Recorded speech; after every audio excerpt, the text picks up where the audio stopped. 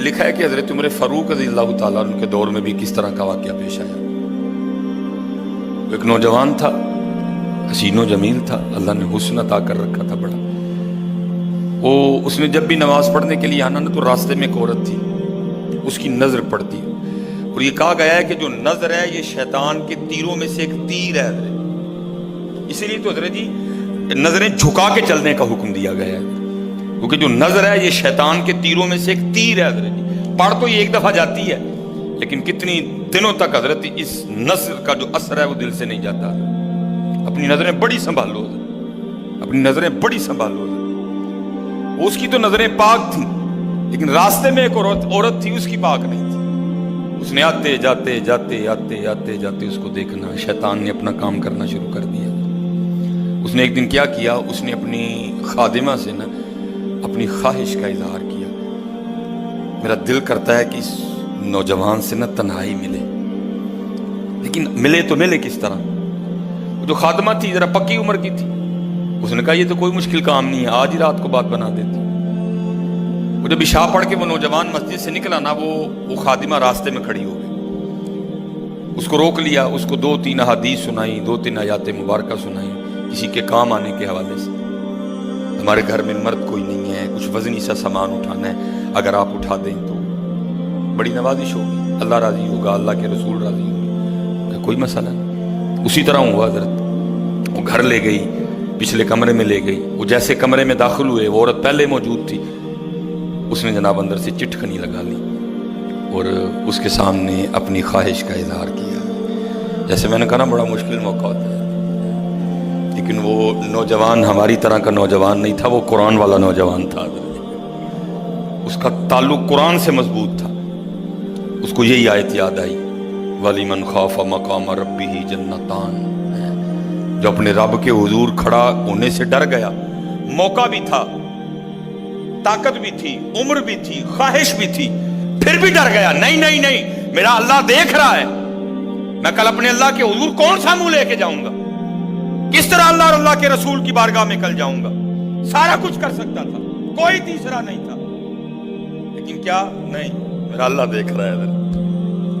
وہ ایسا خوف طاری ہوا، ایسا خوف الہی طاری ہوا، گش کھا کے گر گئے نیچے۔ اب عورت ڈر گئی، آگے بڑھ کے کسی نے نبض نہیں دیکھی کہ زندہ ہے کہ شہید ہو گئے، انہوں نے سمجھا کہ شاید مر گئے۔ اس نے دروازہ کھٹکھٹایا، باہر سے اس نے خادمہ نے دروازہ کھولا، اس نے کہا یہ تو مر گیا۔ اس نے کہا یہ بھی کوئی مشکل بات نہیں، بھائی نام تو اس پہ لگے گا نا جس کے گھر سے لاش برآمد ہوگی، تم ٹانگیں پکڑو میں ہاتھ پکڑتی۔ انہوں نے تھوڑا سا محنت مشقت کر کے نا اٹھا کے جو باہر کوڑا پھینکنے کی جگہ تھی نا، اس نوجوان کو پھینک دیا۔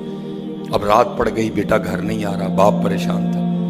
جب کافی وقت گزرا نا تو والد صاحب بیٹے کی تلاش میں نکلے، تو راستے میں کیا دیکھتے ہیں کہ وہ جو کوڑا کرکٹ پھینکنے کی جگہ ہے وہاں بیٹا پڑا ہوا ہے۔ بیٹے کو اٹھایا، گھر لے آئے، منہ پہ پانی کے چھینٹے مارے، بیٹے کو ہوش آئی۔ باپ نے پوچھا پتر کیا ہوا؟ وہ بیٹے نے پھر سنانا شروع کیا۔ جب پھر وہاں پہنچا نا، اس عورت نے مجھے دعوت زنا دی، تو پہلے تو خوف الہی کی وجہ سے بے ہوش ہوا تھا، اس بار اتنا خوف الہی نے غلبہ کیا کہ واقعی روح پرواز کر گئی ہے۔ والد نے راتوں رات جنازہ کروا دیا۔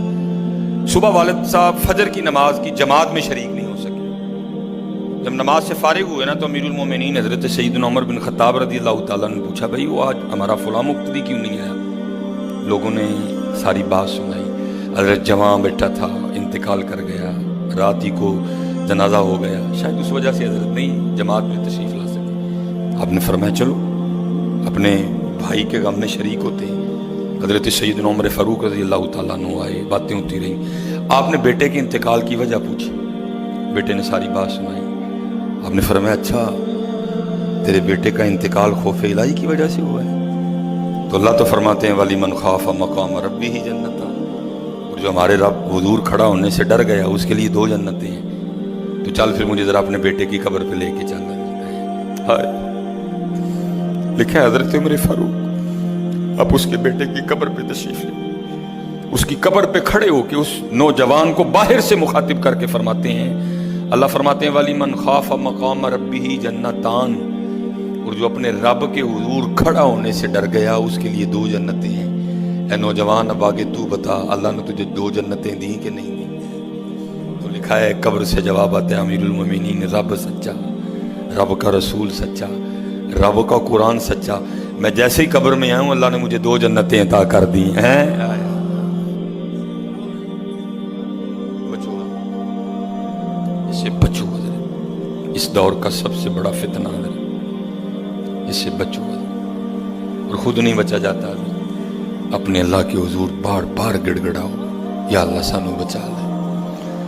اور پھنسایا حضرت ہمیں انہوں نے اس طرح ہے، ہمارے معاشرے کو انہوں نے اس طرح کا بنا دیا ہے کہ یہاں زنا بالکل بری چیز نہیں سمجھی جا رہی، لوگ فخر سے بتاتے ہیں، اور یہ قرب قیامت کی نشانی ہے۔ لوگ گناہ کر کے فخریہ بتایا کریں گے۔ آج کا نوجوان فخریہ بتاتا ہے، میری اتنی گرل فرینڈز ہیں، آج کا نوجوان فخر سے بتاتا ہے، یہ قرب قیامت ہے، یہ نشانی ہے قیامت کی۔ لوگ گناہ کر کے ڈریں گے نہیں، بلکہ فخریہ بتایا کریں گے، ہاں جی میں یہ گناہ کر رہا ہوں اور اتنی جگہ کر رہا ہوں میں یہ گناہ۔ لیکن کیا ہوگا، نیکی مشکل ہو جائے۔ آج حضرت جی آپ دوسرا نکاح کر لیں، اللہ سنت ہے، قرآن میں اللہ خود کہہ رہے ہیں فَإِن طَابَ لَكُم مِّنَ النِّسَاءِ مَثْنَىٰ وَثُلَاثَا وَرُبَاعَ۔ پہلے کی تو اللہ نے بات ہی نہیں کی، بات ہی دوسرے سے شروع ہو رہی ہے۔ مِّنَ النِّسَاءِ مَثْنَىٰ وَثُلَاثَا وَرُبَاعَ، پہلے کی بات ہی نہیں ہوئی، بات ہی دوسرے سے شروع ہو رہی ہے۔ جتنی مرضی گرل فرینڈ رکھ لیں، آپ کو کوئی برا نہیں سمجھے گا، بلکہ لوگ آپ کے جانے کے بعد بڑا خوش ہو گئے کہ یار بڑا رنگین مزاج آدمی ہے۔ لیکن حضرت آپ دوسرا نکاح کر لیں، اسی وقت آپ لوگوں کے کاغذوں میں 2 نمبر ہو جائیں گے۔ پیکے بھی ناراض، سونے بھی ناراض، پرا بھی ناراض، سالہ بھی ناراض، ہیں جی، چھوٹا بھی ناراض، بڑا بھی ناراض۔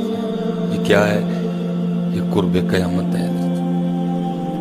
گناہ اچھا ہو گیا، گناہ آسان ہو گیا، نیکی بری سمجھی جانے لگی، نیکی مشکل ہو گئی۔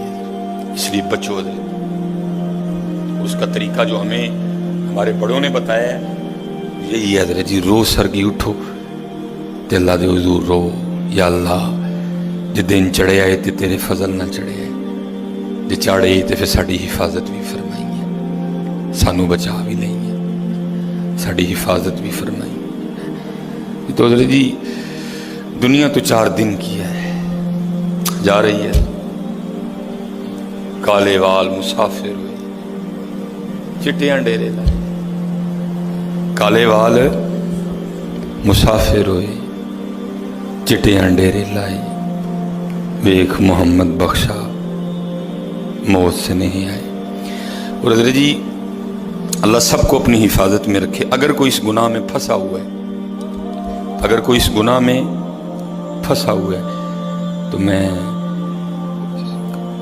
کہوں گا کہ توبہ کر لیں سارے حضرت، کیونکہ حضرت یہ وہ گناہ ہیں کر تو ہم رہے ہیں، لیکن اس کی سزا ہماری نسلوں کو بھگتنی پڑنی ہے۔ کیونکہ امام شافعی رحمۃ اللہ تعالی علیہ فرماتے ہیں زنا وہ قرض ہے جو لے تو رہا ہے لیکن چکائے گی تیری اولاد۔ زنا وہ قرض ہے جو لے تو رہا ہے لیکن چکائے گی تیری اولاد۔